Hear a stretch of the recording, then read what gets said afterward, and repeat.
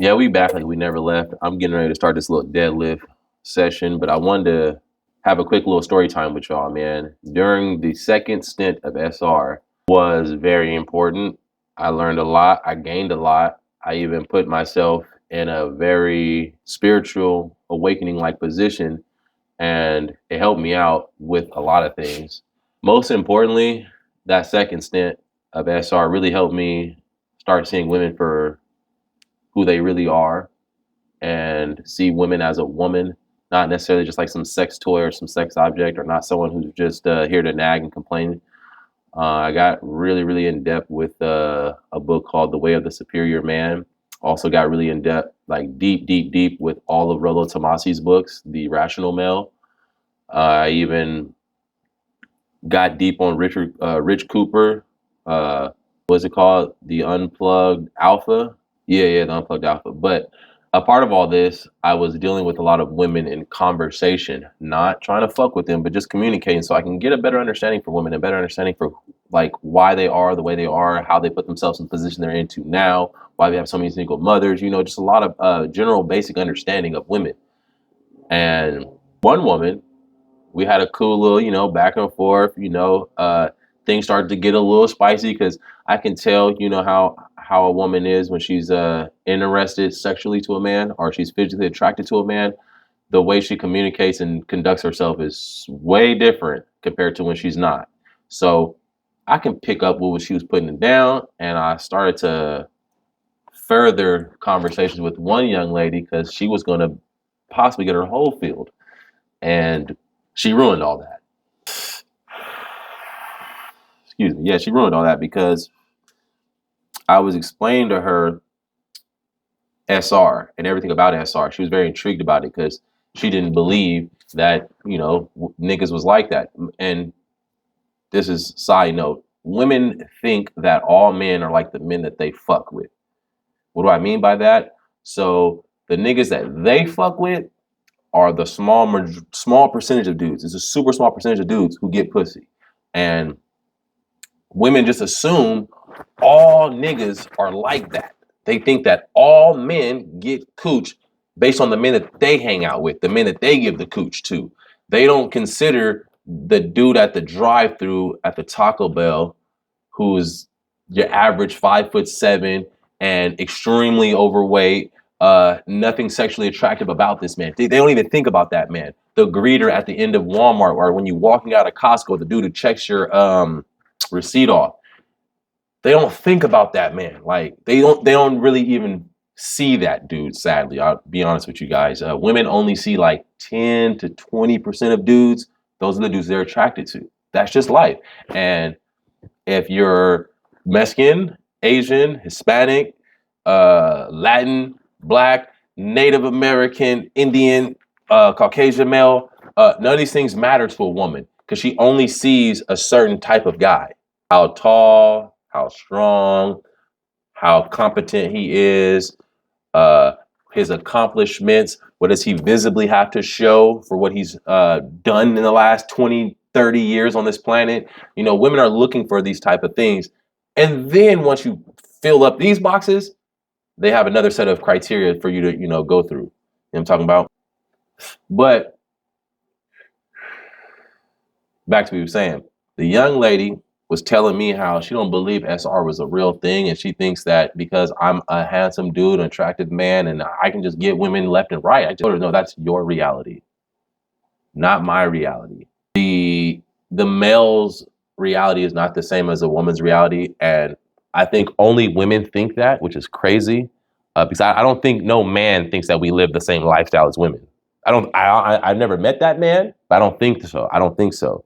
Maybe these new sensitive, soft ass pussy boys who like to paint their fingernails, they might, think that. But the real average man who is he don't think that women live the same lifestyle as us. He understands that we live totally different lifestyles, and we're okay with that. But after I had to explain to her, no, we don't live the same lifestyles, baby. I can't just walk into a bar and just ask every woman in there who wants to have sex and walk out for sure with having sex with 50, 60, 70% of those women. Like, I can't do that. A woman, if she's attractive, she can go inside of a bar right now and ask every dude in the bar if they want to smash. And I promise you, 90% of those dudes is going to say yes. Yeah, as long as she's attractive. If she's ugly, then obviously it's going to be a lower number, but niggas are still going to want to smash. Anyway, fast forward the conversation. I'm chopping it up with her. Everything's going good. Everything going peasy. She was like, man, when do I get to kick it with you? When do I get to see you? And I was like, that's probably never going to happen. I was like, but it's possible, I'm still focusing on this, SR thing. I think if you hang out with me, that's going to end that. Because I understand what two grown-ups are supposed to be doing when they're secluded, alone, and away from everybody else. And that's why men and women shouldn't be friends. Little boys and girls, possibly. Men and women, fuck no. But anyway, I already know what grown-ups is finna be doing. We finna do the grown-up thing. You know what I mean? And I explained to her at that moment, because she was like, well, if you release, what does it do? What's going to happen? And I just told her, I explained to her what happens when a man releases and when all of the life force that leaves a man makes a man weaker. It also does a lot to his health, his strength. There's just a lot. It's a lot that goes into it. And it's smarter for me to retain it and save it and hold it in and release only when. Only when, not all the time. Just only when, here and there type shit. And I said, a woman, she said, well, then cool, I could just do the same thing because I'm a woman. I'll just, I'll save mine up and maybe I can get stronger and maybe it can help me focus and maybe it could. I said, no. Again, men and women are not the same. We are not the same. We are humans, but one is a male and one is a female. Your sperm does not bring life into this world as a woman. Your sperm does not hold as many cells like a man's. Like your sperm is honestly not even as important. I find it important. I enjoy the fact that I can make the women that I see in a physical, I enjoy that I can make them, get to that point. That's cool to me. It's a part of a challenge for me. Like I'm intrigued that I can do that. And I can also do it in so many different ways. Like I like it. It's cool to me. I enjoy it. But most men don't really care too much about you busting a nut. Most men just care about they busting a nut because they understand that their nut is powerful. It's the seed. It's what creates a life. Even if they don't know that, it's programmed in us. It's in the DNA. It's deep into the subconscious mind. After I had told her that it had offended her or made her mad or hurt her feelings or made her sad and upset. I don't know what the feelings are of the roller coaster emotions that women have. I don't know which part of the roller coaster she was on, but I could just tell you that it offended her. And she sent me the longest paragraph message about, what do you mean? My sperm ain't nothing. It means the world and it's this and that. And no, your sperm ain't shit. And she just started going crazy. I was like, wait a minute, lady. I wasn't being personal. I wasn't sending a shot. I was telling you a fact. Women can't take their seed out of them and put it into another woman and create life. It does not work like that. It doesn't. I mean, I'm sorry that I have to be the bearer of bad news, I guess, or telling the truth. I don't know how you want to look at it, but that's not how it works. I then try to let her know hey, I'm just speaking facts. I'm not talking about you or me or just, I'm speaking in general. This is how life works. Men aren't hermaphrodites and neither are women. We can't create life by ourselves with our sperm. We need the woman so it can go into the womb. We need y'all to create this life force while it's in you from us. It's this is how it works. Like, what are you talking about? And she continuously started the crazy shit. So I just told her, okay, cool. No more conversation, no more communication. No, you can't see me ever. No, I don't want to hang out with you.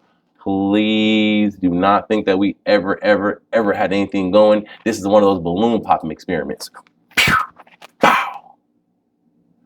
That was it, man. She still follows me. She still watches my videos here and there. Every once in a while she might try to see if she can see what's up with a nigga, but I'm extremely turned off and don't want anything to do with a woman or any human being who can't take factual, logical, scientific data and information and can't just decipher it for what it is instead of taking it to the heart, like it was a stab at them or it was a personal shot at them. I don't want to deal with any human being like that, especially not a woman.